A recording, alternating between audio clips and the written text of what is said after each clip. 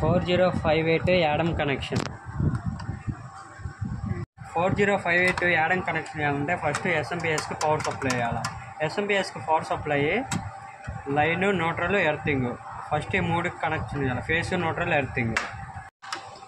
ఎస్ఎంపిఎస్కి ఈ విధంగా face, neutral, earthing ఇలా కనెక్షన్ ఇచ్చిన తర్వాత పవర్ ఆన్ చేయాలి. యాడమ్కి పవర్ కనెక్షన్, డేటా కేబుల్ తీసుకొని ఇక్కడ ఫేస్, న్యూట్రల్ ఎస్ఎంపిఎస్కి కనెక్ట్ చేయాలి. ఈ డేటా కేబుల్ యాడమ్కి పవర్ కనెక్షన్ ఇవ్వాలి. ఇటు కనెక్షన్ అయిపోయిన తర్వాత ఇటువైపు యాడమ్లో జిఎన్టీ గ్రౌండ్ 10, ఈ పోర్టుకి ఏమో న్యూట్రల్ ప్లస్ విఎస్కి ఇదేమో ఫేస్, ఈ రెండింటికి ఈ పవర్ కనెక్షన్లు ఇవ్వాలి.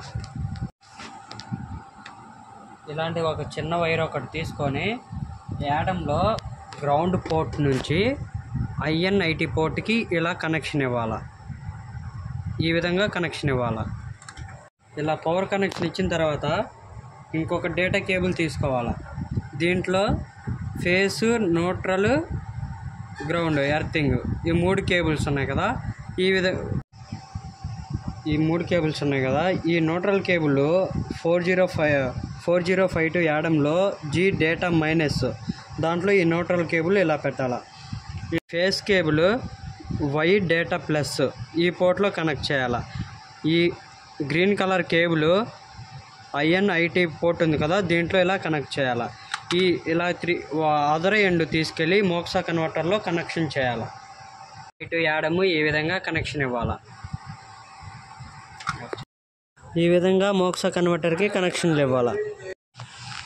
కనెక్షన్ అయిపోయిన తర్వాత Adam utility 4000, 5000 series software download చేసుకొని దీనికి ఓపెన్ చేసి మీరు ఫస్ట్ ఆఫ్ ఆల్ డివైస్ మేనేజర్లోకి వెళ్ళి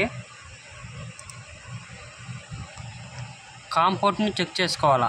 మోక్సా కన్వర్టర్ సిపియు కనెక్ట్ చేసినప్పుడు పోర్ట్స్లోకి వెళ్ళి మనకి ఏ పోర్ట్లో కనెక్ట్ అయిందో చూసుకోవాలి. ఇక్కడ కాంపోర్ట్ 6 ఉంది.